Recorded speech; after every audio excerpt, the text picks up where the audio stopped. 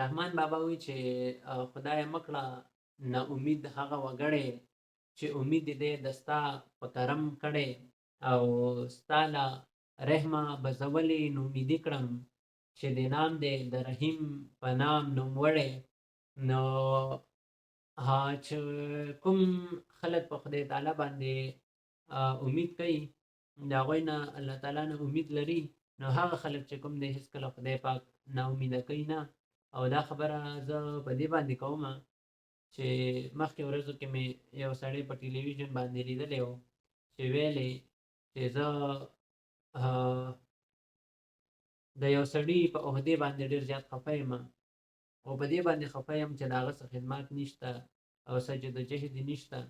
او زما دنیا خدمات دي، زما دنیا جد و جهد دی او زما په مقابلې کې هغه ته برتري ورکړه. نو ما ته سیټ وغیره څه نه دی پکار، زه د سیټ وږی نه یم، خو کم از کم چې د چا زما مخالف دی، زما نه شکست خوړلی، هغه ته چې کوم دی دا سیټ دی نه میلاویږي. بیا مې څو ورځې پس واورېدل چې هغه له هم سیټ میلاو شو او چې سیټ ورله میلاو شو نو هغه نه دویمه خبره یې شوه، هغه خبره چې هغه ویل چې ما له سیټ نه دی پکار خو ده له هم دا سیټ پکار دی چې ورکړی نه شي. نو بیا د مفت په سیټ باندې چې عوامو الکټ کړی هم نه دی، دا دواړه خلک زه یادوم، عوامو نه دي الکټ کړي، دا د خیر سیټونه دي. یعنې چې یو سړی راشي فقیر راشي دا ته لاس ونیسي یا درته ووایي چې وروره ډېر زیات غریب یم او په یو ځای کې مې ځای نشته اورې څه خیر زکات راله راکړه چې ځان له څه ځای پیدا کړم یا راله ته څه ځای پیدا کړه.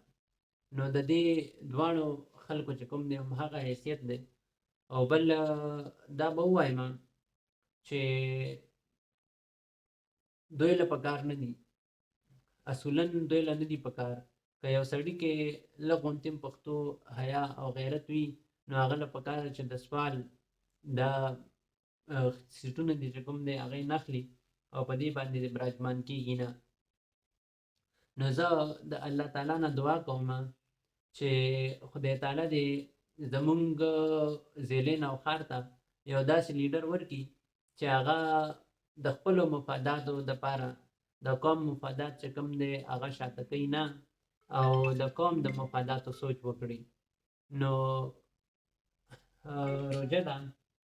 د روژې میاشت ده، الله دې وکړي چې زما دا دعا قبوله شي او چېرته غیرتي لیډر نوښار ته چې کوم دی الله تعالی مونږ ته راکړي او دا نوښار چې کوم دی لږ په غیرتمندو کې شمار شي. نو دعا راته کوئ او دعا به درته کوم، دې سره در اجازت غواړم. د الله په امان.